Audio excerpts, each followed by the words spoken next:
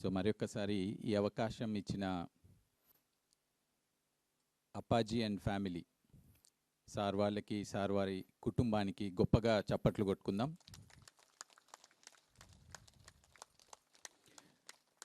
మరి బ్రహ్మర్షి శక్తి క్షేత్రం రావడానికి ఎంతోమంది కృషి చేసి ఉంటారు. వారందరికీ కూడా గొప్పగా క్లాప్స్ కొట్టుకుందాం. సో చిన్నప్పటి నుంచి నాకు ఏదైనా కొత్త విషయం అంటే క్యూరియాసిటీ ఎక్కువ. అండ్ మా నాన్నగారికి సత్యం గురించి తెలుసుకోవాలి, అది సత్యం అంటే ఏంటి, దేవుడు అంటే ఎవరు అని తెలుసుకోవాలన్న ఇష్టం ఉండేది. దాని వెనుక బాగా కష్టపడ్డారు. సో ఆయన ప్రతి 2 సంవత్సరాలకి ఒక కొత్త గురువు దగ్గరికి వెళ్ళేవారు. ఆ సొసైటీలో ఆ గురువు గారు చెప్పిన పుస్తకాలు చదవడము, వారి ప్రాక్టీసెస్ చేయడము, పూర్తిగా లీనమైపోయేవారు. 2 సంవత్సరాలు 3 సంవత్సరాలు. ఎప్పుడైతే ఇందులో ఏమీ లేదు, ఇంకా ఇందులో నేను వెతికేది దొరకలేదు అన్నప్పుడు మరి ఇంకొక గురువు దగ్గరికి, ఇంకొక సొసైటీకి వెళ్ళేవారు. ఆ విధంగా మా నాన్నగారు ఎక్కడికి వెళ్తే అక్కడికి కుటుంబాన్ని అంతా తీసుకెళ్ళేవారు. సో నా చిన్నప్పటి జ్ఞాపకాలన్నీ పరిపరి గురువులు, పరిపరి ప్రాక్టీసెస్తో గడిచేది. మాకు చిన్నగా ఉన్నప్పుడు ఆడుకోవాలనిపించేది, కానీ పొద్దున్నే 3 గంటలకు లేపి నగర సంకీర్తన్స్ అని, భజన్స్ అని అలా తీసుకెళ్ళేవారు. సో మాకు ఒకటి అర్థమైపోయింది, ఓకే ఈ సమయం 2-3 సంవత్సరాలు వస్తుందంటే ఇంకొక కొత్త గురువు మన జీవితంలోకి వస్తారు. ఇంట్లో కొత్త దేవుని పటాలు, లేదంటే కొత్త గురువు పటాలు, కొత్త ఆడియో క్యాసెట్స్, ఆ విధంగా గడిచేది. సో 1997లో మా నాన్నగారు జాబ్ ఇంటర్వ్యూ కోసమని తిరుపతికి వెళ్ళారు. బస్టాండ్ దిగంగానే ఒక కరపత్రం పడిపోయి అది తీసుకొని చూస్తే అందులో రాసింది, ధ్యాన గురువు తిరుపతిలో ఉన్నారు, ధ్యానం గురించి తెలుసుకోవాలి అంటే భీమాస్ లాడ్జ్కి రండి అని అందులో ఉన్నది. సో మా నాన్న జాబ్ను వదిలేశారు, జాబ్ ఇంటర్వ్యూని మర్చిపోయారు, ఇటు ఈ గురువు గారిని కలిసేదానికి వెళ్ళారు. అక్కడికి వెళ్ళడము, ఆ భీమాస్ లాడ్జ్లో పత్రి సార్ని కలవడం జరిగింది.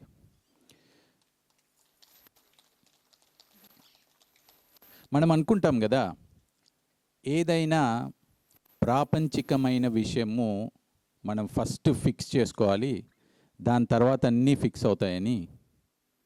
కానీ మా నాన్నగారు ఆ జాబ్ ఇంటర్వ్యూని వదిలేసి సత్యం వైపు వెళ్ళారు. సో ఆయన సత్యం వైపు అడుగు వేయడంతో తద్వారా మా జీవితాలన్నీ మారిపోయాయి.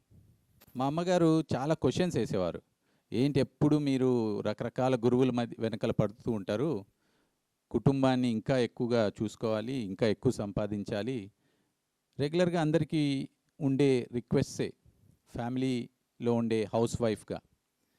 కానీ మా నాన్నగారు ఎక్కువ ప్రయారిటీ సత్యం వైపే చూపించేవారు.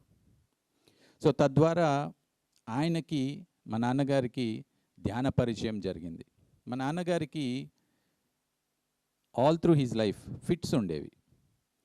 సో కంటిన్యూస్ మెడికేషన్లో ఉండేవారు, డైలీ మెడిసిన్ తీసుకుండేవారు. సో పత్రి సార్ని కలిసినప్పుడు సార్ అడిగారు, ఏంటి విశేషాలు, ఎవరు నువ్వు, ఎందుకు వచ్చావు?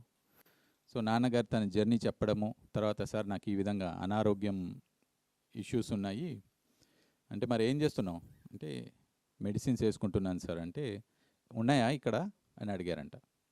ఉన్నాయి సార్, రోజు వేసుకోవాలి కదా. సో ఉన్నాయి సార్ అని చూపిస్తే తీసుకొని అక్కడ డస్ట్బిన్లో పడేశారు. ఆరోగ్యానికి ధ్యానమే మూలం అని సార్ ఫస్ట్ స్టేట్మెంట్. ఈరోజు నుంచి నో డాక్టర్, నో మెడిసిన్, కేవలం ధ్యానం మాత్రమే. ధ్యానం సర్వరోగ నివారిణి. జీకే సార్ ఎంతగానో చెప్తారు కదా ఇది. సో ఆరోగ్యం కావాలంటే ధ్యానం అని పత్రి సార్ చెప్పడము, కూర్చోపెట్టడము. అప్పట్లో సారు టీ షర్ట్, జీన్స్ వేసుకుండేవారు.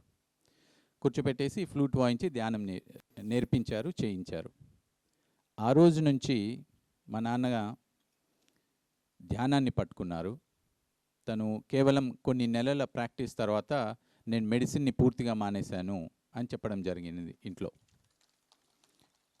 మేము అప్పటి వరకు నాకున్న అనుభవం ఏంటంటే, బై మిస్టేక్ మా నాన్నగారు ఏ ఒక్క రోజైనా మెడిసిన్ వేసుకోవడం మర్చిపోతే ఆ రోజు నైట్ ఫిట్స్ వచ్చేవి.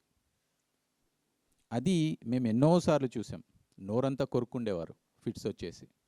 అండ్ అది వారాల కొద్దీ ఆ బాధ ఉండేది. సో ఎప్పుడైతే ఇది చెప్పారో మేము భయపడిపోయాం. ఏంటిది, గమ్మున కూర్చునేసి కొన్ని నెలల తర్వాత మెడిసిన్ మానేసామంటే ఎట్లా, జీవితం అంతా వేసుకుంటున్నారు కదా. కానీ ఆ రోజు నుంచి ఈ రోజు వరకు ఫిట్స్ దాఖలాలే లేవు. సో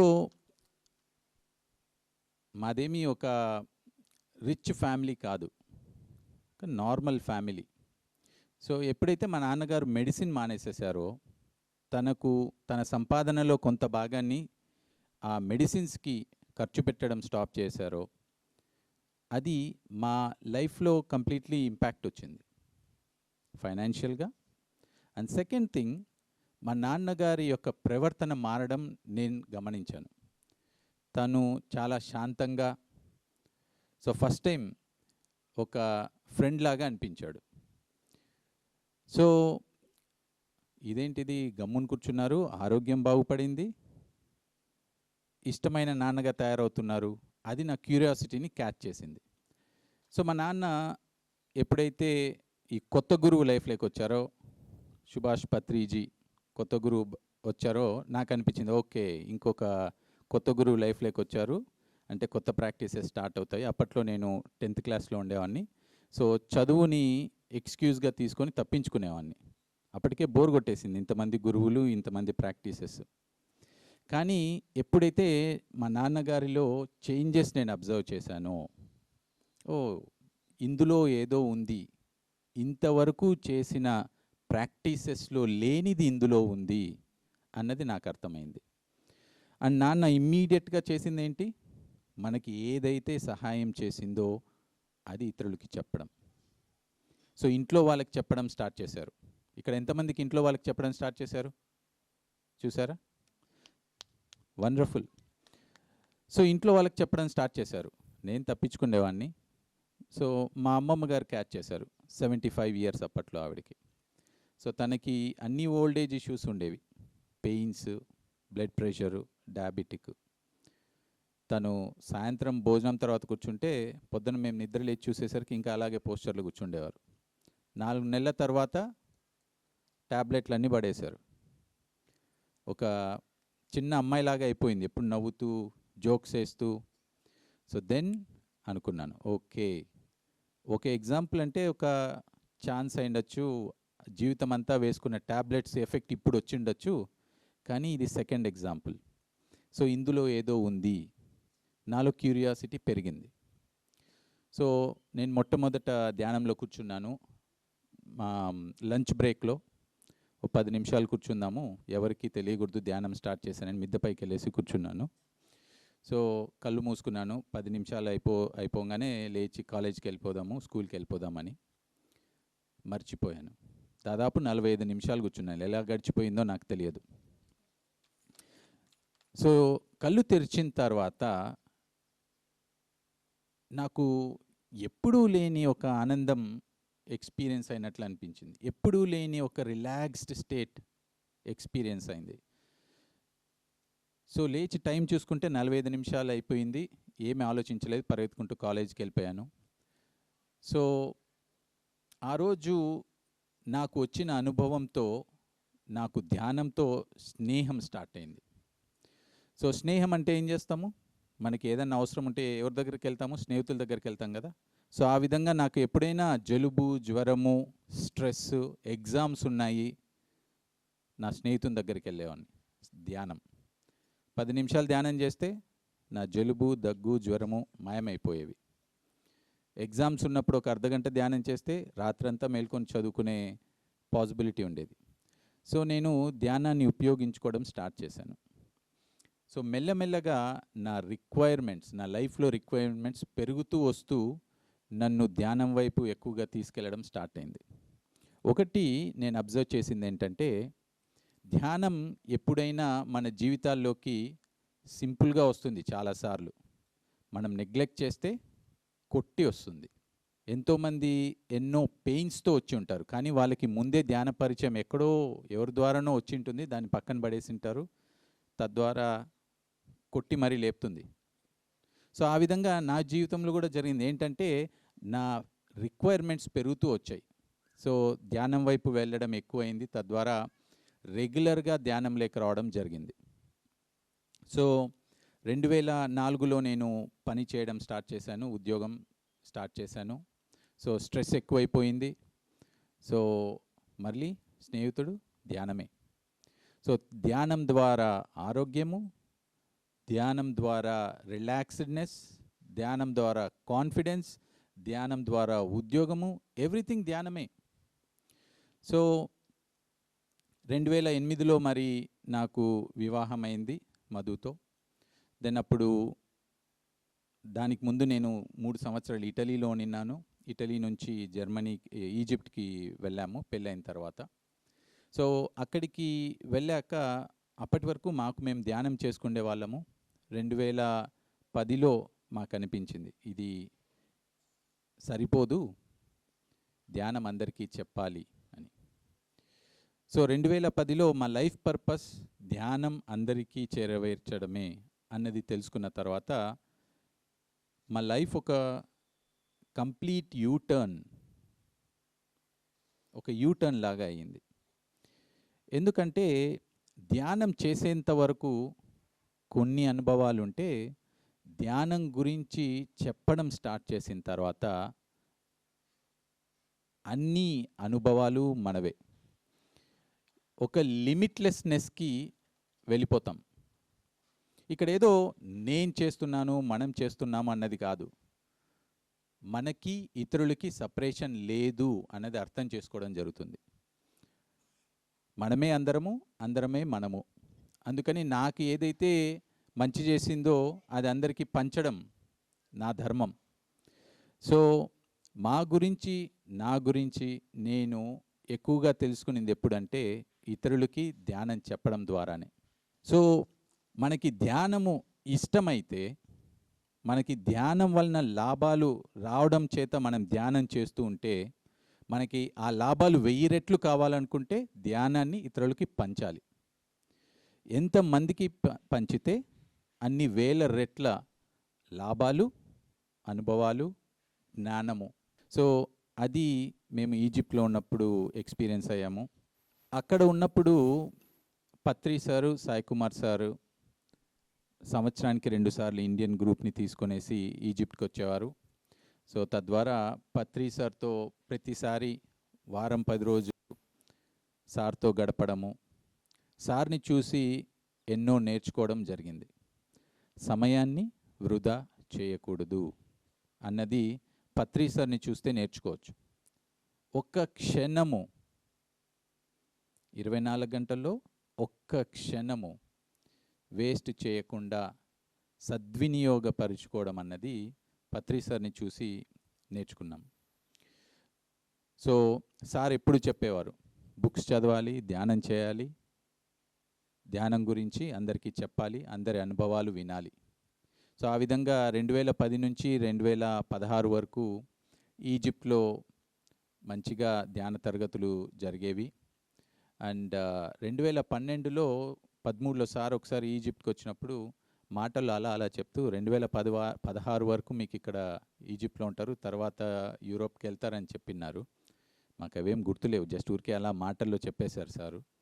సో 2016లో మాకు ఒక జాబ్ ఆపర్చునిటీ జర్మనీలో రావడము, అక్కడ నుంచి జర్మనీ వెళ్ళి 2017 నుంచి అక్కడ ఉంటున్నామండి.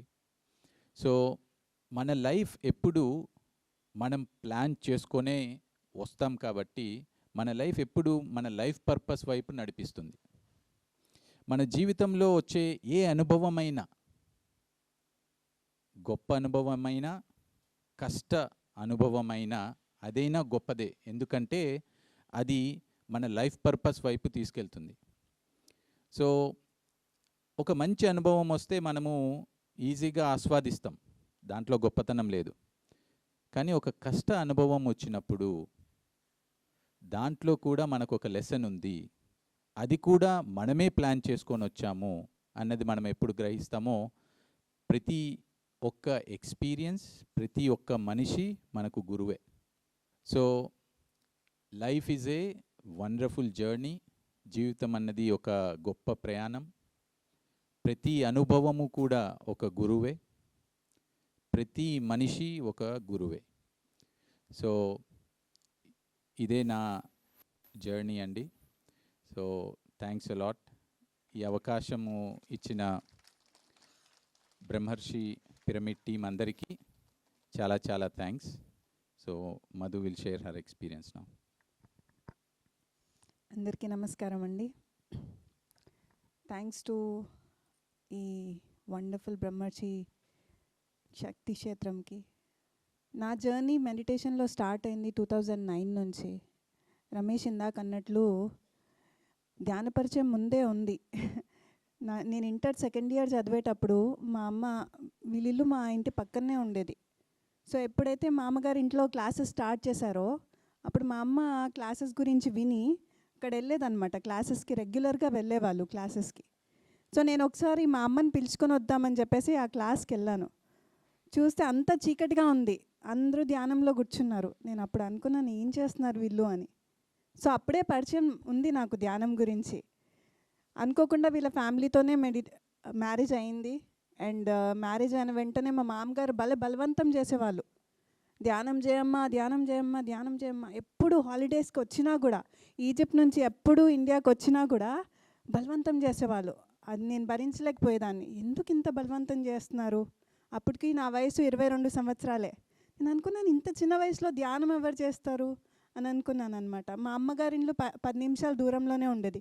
ఎప్పుడైతే ఇక్కడ ధ్యానం క్లాస్ ఉందో అమ్మగారింటికి వెళ్ళిపోయేదాన్ని, తప్పించుకునేదాన్ని, నేను చేసేదాన్ని కాదనమాట. కానీ 2009లో నాకు మిస్క్యారేజ్ అయింది. అంటే బిడ్డ కడుపులోనే చనిపోయిందనమాట. ఇందాక రమేష్ అన్నట్టు ధ్యానపరిచయం మనకి ముందే ఉంటుంది. దాని తర్వాత అది మనం తీసుకోకపోతే, అందుకోకపోతే గట్టిగా కొడుతుంది. అప్పుడు నాకు 2009లో ఆ మిస్క్యారేజ్ అయినప్పుడు నాకు అర్థమైందనమాట. అప్పుడు నాకు అర్థం కాలేదు ధ్యానంలోకి, అప్పటికి ఇంకా రాలేదు. నేను తెలుసు నాకు ధ్యానం గురించి, బట్ చేయలేదు ఎందుకో. ఆ మిస్క్యారేజ్ అయిన తర్వాత ఎంతో డిప్రెషన్లోకి వెళ్ళిపోయాను. అంటే నాకు ఒక్కటే క్వశ్చన్ ఉండేది, నా జీవితాంతం నేను పుట్టినప్పటి నుంచి మా అమ్మ మా నాన్న చాలా బాగా పెంచారండి, చాలా బాగా పెంచారు. మంచి వాల్యూస్తో చిన్నప్పటి నుంచి మారల్ కథలన్నీ చెప్తూ చాలా మంచిగా పెంచారు. ఆలోచనలు కానీ, మాటలు కానీ, చేష్టలు కానీ ఏది కూడా తప్పులేదు. మరి నాకెందుకు ఇలా జరగాలి? మనందరికీ క్వశ్చన్స్ ఉంటుంది కదా, మనందరికీ ప్రశ్నలు ఉంటాయి. నేను అంత చాలా మంచిదాన్ని, నా లైఫ్లోనే ఎందుకు ఇలాంటి ప్రాబ్లమ్స్ నాకు అని ఉంటాయి కదా. అలాంటి క్వశ్చన్ నాకు ఉన్నింది. అప్పుడు నాకు ఆన్సర్ ఎక్కడ దొరకలేదు, బయట దొరకలేదు. డాక్టర్ దగ్గర మెడిసిన్ తీసుకున్నా తగ్గలేదు డిప్రెషన్. సో అప్పుడు వచ్చారు మా మామయ్య అత్తయ్య, ఈజిప్ట్కి వచ్చారు.